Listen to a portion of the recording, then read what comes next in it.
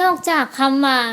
จู่สู่แล้วมันยังมีคำอื่นๆอีกหลายคำที่ใช้สำหรับบ่งบอกสถานที่ประกอบกิจการที่พักแรมนี่แต่คำเหล่านี้บ่จำเป็นต้องท่องก็ได้ถ้าเราไปเที่ยวเรื่อยๆเราอาจจะจื้อได้เองซึ่งคำเหล่านี้ส่วนใหญ่แล้วเขาจะใช้ในสถานที่พักแรมที่เป็นบ่อน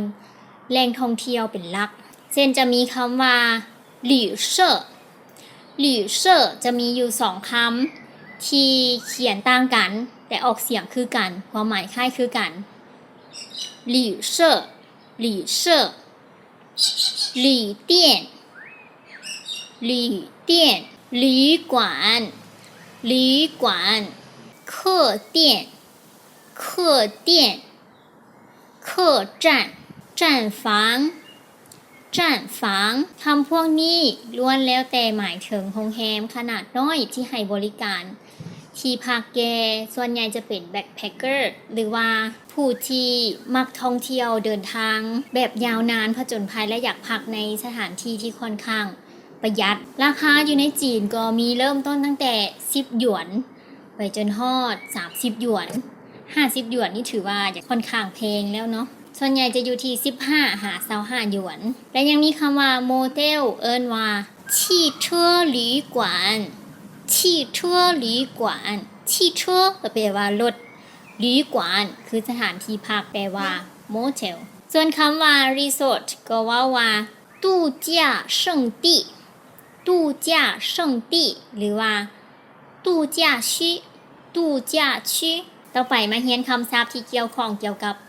การให้บริการในโรงแรมคำว่าบริการภาษาจีนว่าฟูอู้บริการฟูอู้ไทยเคาน์เตอร์ให้บริการฟูอู้เหวียนพนักงานให้บริการฟูอู้เหวียน前台服务员前台服务员พนักงานให้บริการส่วนหน้าพนักงานรับต้อน前台服务员客人แขกผู้รับบริการ餐饮การให้บริการอาหารและเครื่องดื่ม餐厅ห้องอาหาร餐厅ห้องอาหาร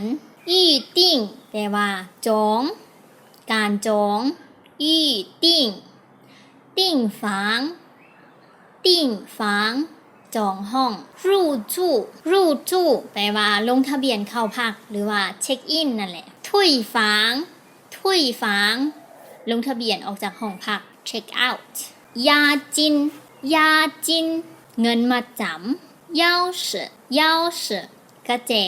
แต่ว่าเดี๋ยวนี้ห้องแฮมส่วนใหญ่ก็บ่ใช้กระแจแล้วเนาะเป็นเหมินขาแทนเหมินขาหรือว่าฝางขาแปลว่าบัตรเหมือนขาบัตรเปิดประตูต่อไปเฮามาเรียนคำศัพท์ที่เกี่ยวข้องกับห้องพักอันนี้เป็นสิ่งที่เฮ็ดให้สับสนอยู่พอสมควรเพราะว่าวิธีการแบ่งห้องพักของแต่ละโรงแรมก็มีรายละเอียดที่แตกต่างกันฉะนั้นก็ไปศึกษาเบิ่งเพิ่มเติมและถามพนักงานเคาน์เตอร์ให้แน่ใจว่าเฮาเข้าใจตรงกันก่อนที่จะเข้าพัก标准房ห้อง standard ห้องมาตรฐาน标准房高级房เป็นห้องที่ยกระดับขึ้นมาจากห้องที่เป็นมาตรฐานอีกหน่อยหนึ่ง豪华房 deluxe room 商务房 business room ห้องสั้นธุรกิจ单人房ห้องเดียวหรือ single room 单床房อันนี้ก็แปลว่า single room คือกันแต่อาจจะเป็น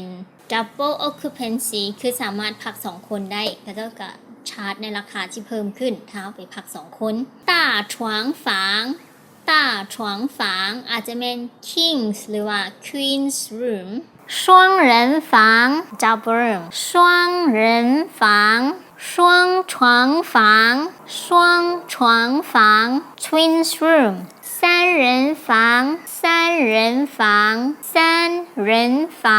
triple room คือห้องที่นอน3คนห้องมีอาจจะมี3เตียงน้อยเนาะหรือว่าเตียงใหญ่1เตียงน้อยใน แล้วแต่ห้องแฮมและห้องที่เป็นครอบครัวก็เว้าว่าเจียชิงฝัง